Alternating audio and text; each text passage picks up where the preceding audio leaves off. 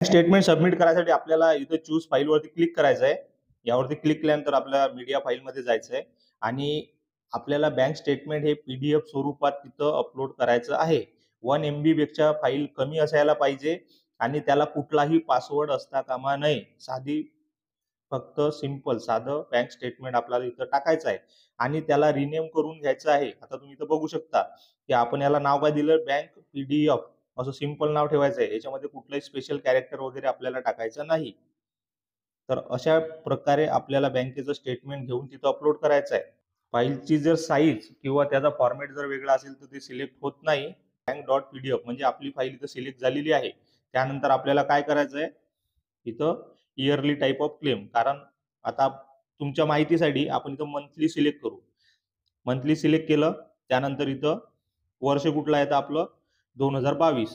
त्यानंतर मंथ आपल्याला कुठल्या महिन्याचा क्लेम सबमिट करायचा आहे. तर आमची जी ॲप्रेंटिसशिप होती फेब्रुवारी महिन्यामध्ये सुरू झाली होती, तर आपण इथं फेब्रुवारी महिना सिलेक्ट केलेला आहे.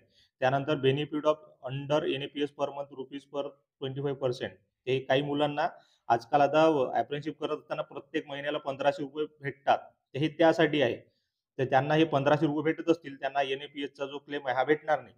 त्यानंतर benefit under MAPS per month rupees 75%, म्हणजे जे आपण आधी ॲप्रेंटिसशिप केली आणि आपल्याला 1500 रुपये मिळालेले नाही आहेत पर महिन्याला, तर आपल्याला जे आपल्याला स्टायपेंड असेल त्याचं 75% आपल्याला भेटणार आहे. म्हणजे 6,500 वर ज्यांचं स्टायपेंड असेल त्यांना 3,500 रुपये पर महिना मिळणार आहे. तर त्यासाठी इथं दिलेलं आहे. त्यामध्ये दुसरा एक पॉईंट असा आहे की जर आपण मंथली इथं जर सिलेक्ट केलं तर आपल्याला प्रत्येक महिन्यात किती स्टायपेंड मिळालं आहे ते इथं द्यायचं आहे आपल्याला. तर आपल्याला फेब्रुवारी महिन्यामध्ये 3,500 रुपये काहीतरी जमा झाले होते, ते आपल्याला इथं सिलेक्ट करायचं आहे. कारण आपण जे बँक स्टेटमेंट इथं अपलोड केलेलं आहे त्यावरती त्याची एंट्री असणार आहे. तर असं करू नका इथं 7,500 ठेवून दिलं आणि बँक स्टेटमेंटमध्ये काहीतरी वेगळं अमाउंट असेल, तर असं चालणार नाही. आपल्याला जे बँक स्टेटमेंटमध्ये अमाउंट असेल ते अमाउंटच इथं टाकायचं आहे. त्यानुसारच आपला जो क्लेम आहे तो तिथंच पास होणार आहे किंवा फेल होणार आहे, जे काय ते तिथं होणार आहे. तर आपण इथं 3,500 रुपये करणार आहे आणि त्यानंतर हे खालची अमाउंट काय चेंज होते का बघू एकदा. तर आता खाली तर काही चेंज झालेलं नाहीये. आता आपण इथं सबमिटवर क्लिक करू. हे बघा इथं खाली चेंज झाले, 1,750 रुपये झालेलं आहे. इथं चेंज झालेलं आहे ते अमाउंट. आणि MAPS क्लेम म्हणजे जर आपण 3,500 रुपये जर आपल्याला मंथली जर स्टायपेंड भेटलं असेल त्या महिन्याचं, तर त्या महिन्याचा क्लेम आपल्याला फक्त 1,750 भेटणार आहे. 3,500 रुपये भेटणार नाही. तर या प्रकारे हे चेंज होईल. तर तुम्ही मंथली क्लेम जर सबमिट करत असाल तर हे लक्षात ठेवा. पण तुम्हाला जेवढा क्लेम बँकेमध्ये तुमचा जमा झालेला आहे तेवढाच तुम्हाला तिथं सबमिट करायचा आहे. आता बघा तुम्ही एरर बघू शकता. Monthly claim for this registration number is not possible since it is a yearly type of claim. तर हा सेम प्रॉब्लेम आहे. जर आपण पहिल्यांदाच जर MAPSचा क्लेम सबमिट करत असू तर आपला क्लेम हा फक्त इयरली टाइपमध्ये सबमिट होणार आहे. हा प्रॉब्लेम RO ऑफिसवाल्यांना आपल्याला सांगायचा आहे. त्यामुळे तुम्ही मोबाईल घेऊन त्यांच्या समोरच ही प्रोसेस करा आणि समोरासमोर त्यांना हा प्रॉब्लेम सांगा की सर असा प्रॉब्लेम आहे, आमचा क्लेम इथं सबमिट होत नाही. फक्त इयरली टाइपमध्येच आम्ही सबमिट करू शकतो. त्यामुळे तुम्ही आमचा तसाच अप्रूव्ह करा. जर तुम्हाला प्रॉब्लेम असेल तर समजा 1-2 महिन्याचा जर स्टायपेंड कमी असेल तर ते महिन्याचं कट करून टाका वाटलं तर आमचं. 10 महिन्याचा क्लेम द्या, पण द्या आम्हाला. तर या टाइपचं तुम्हाला RO ऑफिसमध्ये जाऊन बोलायचं आहे. त्यानंतरच तुमचा क्लेम तिथं अप्रूव्ह होईल किंवा नवीन अपडेट काहीतरी येईलच. तर आता हे फक्त जो प्रॉब्लेम येत आहे हा फक्त RO वाल्यांच्या मनमर्जीमुळे होत आहे. ते लोकं स्वतःहून रिजेक्ट करत आहेत. कारण काहीच नाही आहे रिजेक्ट करायला त्यांना. त्यांना अप्रूव्ह करायसाठी फक्त ओके करायचं असते. तर आणि जास्तीत जास्त प्रॉब्लेम पुणे RO कडून होत आहे. तर बघा तुमच्या तिथं जा, जास्तीत जास्त संख्येत त्यांना भेटा आणि जेवढे मॅक्सिमम मुलं जर तिथं जाऊन त्यांना भेटले, तर निश्चितच तुमचा हा जो प्रॉब्लेम आहे किंवा तुमचा आमचा सर्वांचा जो प्रॉब्लेम आहे सॉल्व्ह होऊ शकतो.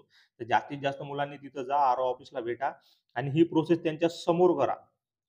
त्यामुळे हे जे monthly claim for this not possible हा जो प्रॉब्लेम आहे तिथं सॉल्व्ह होईल आणि तुमचा क्लेम तुम्ही सबमिट करून पूर्ण करू शकता. तर आपण काय करू, आता परत एकदा रिटर्न जाऊ आणि इयरली टाइपमध्ये सबमिट करू. बघू इयरली टाइपमध्ये सबमिट होते का? तर आता आपण परत रिटर्न आलेला आहे. बँकच्या इथं परत आपण सिलेक्ट करू आणि बँक स्टेटमेंट परत सबमिट करून त्याला इयरली टाइपमध्ये आपण इथे सबमिट करणार आहे. हे बघा आपण बँक स्टेटमेंट सिलेक्ट केलं. त्यानंतर आपण इथं इयरली टाइपमध्ये करू. इयरली टाईपमध्ये आणि इथं येईल आपलं 7,000. इथं आपण आता 7,700 होतं आम्हाला. 7,700 स्टायपेंड भेटायचं. त्यामुळे ते आपण सिलेक्ट केलेलं आहे. आणि हे जे आपण जे आधी इथं 3,500 ठेवलं होतं म्हणून ही अमाउंट चेंज झाली होती आणि इथं ही अमाउंट सर्व चेंज झाली होती. तर म्हणजे त्यानंतर आता आपण इथं इयरली सिलेक्ट करू आणि त्यानंतर इथं सबमिट करून बघू काय चेंजेस होतात.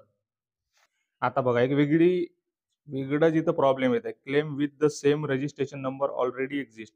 हे म्हणते की तुमचा क्लेम ऑलरेडी तुम्ही सबमिट केलेला आहे. पण क्लेम तर आपला रिजेक्ट झालेला आहे. म्हणजे आपल्याला मंथली पण इथं करता येत नाहीये आणि इयरली पण होत नाही. आता आपण याचा प्रॉब्लेम काय सॉल्व्ह करू ते बघू एकदा. सेम असा जर प्रॉब्लेम येत असेल तर आपण आता परत एकदा रिटर्न जाऊ आणि काय आपलं चुकलंय, काय झालं ते एकदा परत बघू. आपण हा जो क्लेम नंबर आहे यावरती क्लिक केलं होतं, तर यानंतर इथं आपल्याला कारण दिलेलं आहे की paid stipend is less than prescribe stipend submit monthly claim. पण मंथली क्लेम आपला इथं सबमिट होत नाही आणि इयरली टाईप पण सबमिट होत नाही. मंथली जर करायला गेलो आपण तर तिथं सांगतंय की तुमचा इयरली टाईप ऑफ क्लेम आहे, तुम्ही इयरली टाईपच करा. आणि जेव्हा आपण इयरली टाईप करतो तेव्हा ते म्हणते की ऑलरेडी तुमचा क्लेम इथं सबमिट झालेला आहे, तुम्ही परत करू शकत नाही.